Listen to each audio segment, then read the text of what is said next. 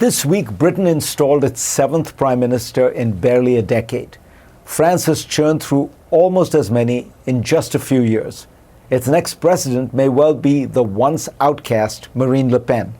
In Germany, the far-right AfD, tiny just a few years ago, now polls in first place. Even East Asian democracies, often viewed as stable, cautious, even boring, have seen governments in Japan, South Korea, and Taiwan struggle in the midst of growing public anger. And where the populace are in power, the situation doesn't seem that different.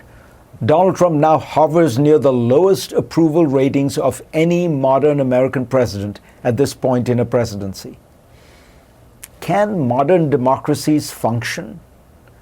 Across the democratic world, many countries tax, borrow, and spend exorbitant amounts. Spending now averages more than 40% of GDP in the OECD countries, and the debt to GDP ratio in those countries has more than doubled over the last 30 years. But people don't seem to think they have benefited. Why has this happened?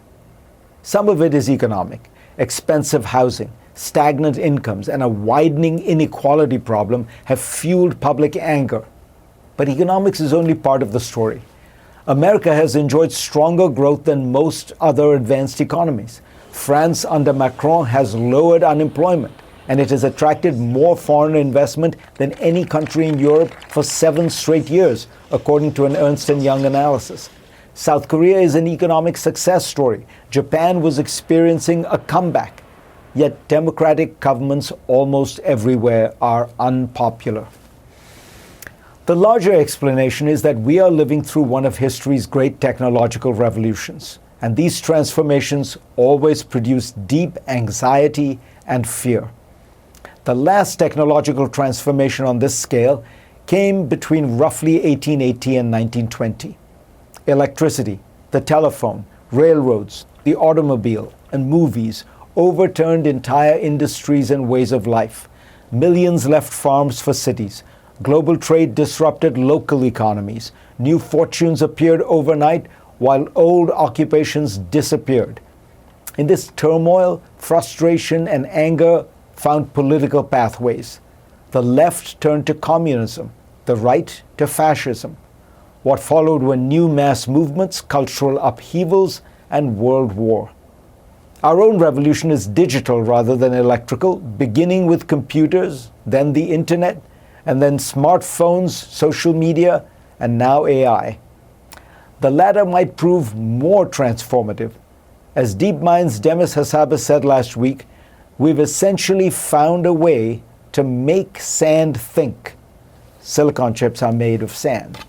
The ability to mass produce intelligence that gets more powerful every month is surely the greatest technological triumph in history. But that means it could be the most disruptive. The great political scientist Samuel Huntington noted, the primary problem of politics is the lag in the development of political institutions behind social and economic change. Large-scale change causes anxiety, and anxious societies ask more of politics.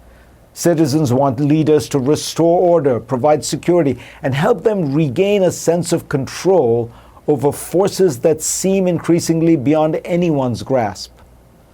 But while today's technology dramatically increases expectations, it also makes democratic governments less capable by comparison. We summon a car these days in 3 minutes. A package arrives the same day. Artificial intelligence answers complicated questions in seconds, doing work that took people months in mere minutes.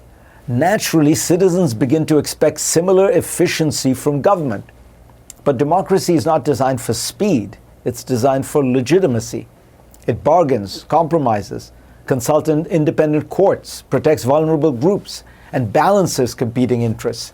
Those safeguards are precisely what distinguish democracy from authoritarianism. Yet in an age shaped by technology's warp speed, these increasingly look like paralysis.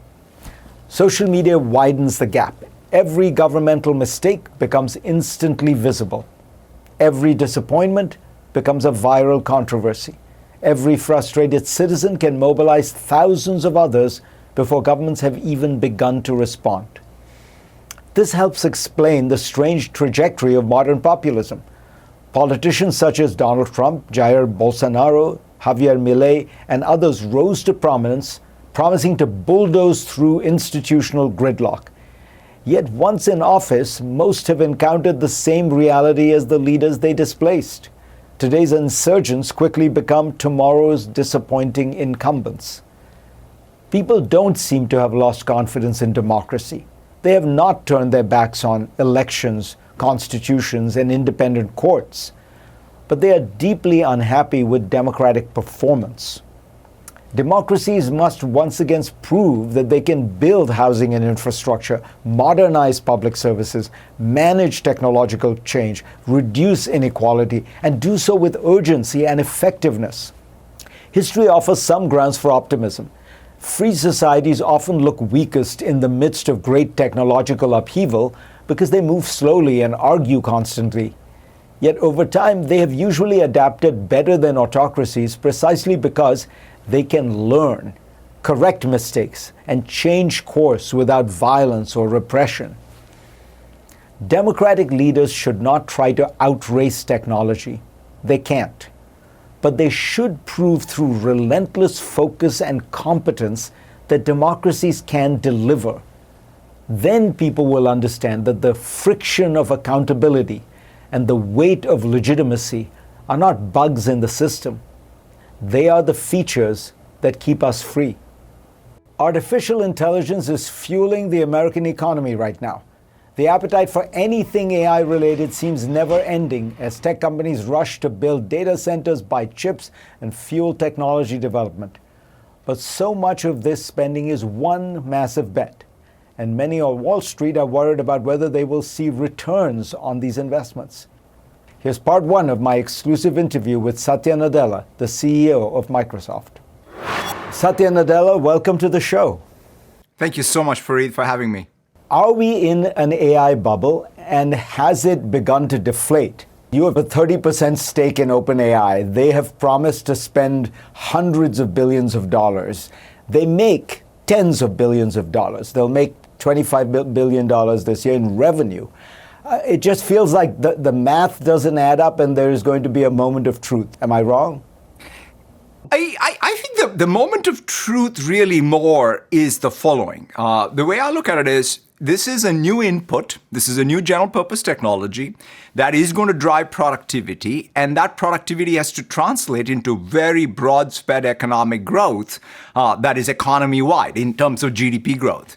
And if we don't see that, then we are going to have a problem. So unless we see that broad economic growth, we're not going to have this movie end well. But I am all about how do you ensure, not about any one firm, right, quite frankly. It's about every firm in the economy, right, whether it's a small business, whether it's a large multinational or a public sector institution. Can they see real benefits of this technology? We are in the early innings of it, but there's real proof points of that.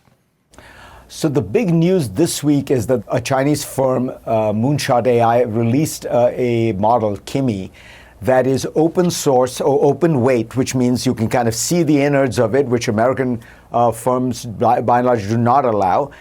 People think it's very, very good, almost as good as the top American models. Is it not likely that most of the world is going to adopt these open weight Chinese models because they're much cheaper? They can do mostly what you need to do. Most companies are not using AI to solve Fermat's theorem. They're using it to rationalize their inventory systems or things like that. So is this, does this mean China has an edge?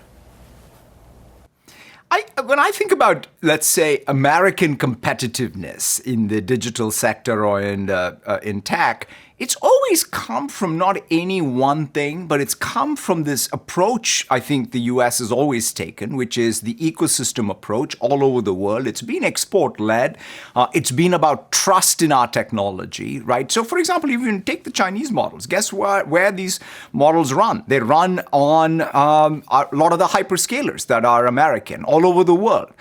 In fact, that's good because these are open weight models. That means we get to monitor them, we get to test them, we get to post-train them. So when Tinker Machines or Thinking Machines releases a new model, is that an American model? Is it a Chinese model? They may have been a base model that was Chinese, but they've done post-training, they've released it. So I think that one of the things that's lost in this is the understanding even of how the US became competitive in the first place. They didn't become competitive because of one invention.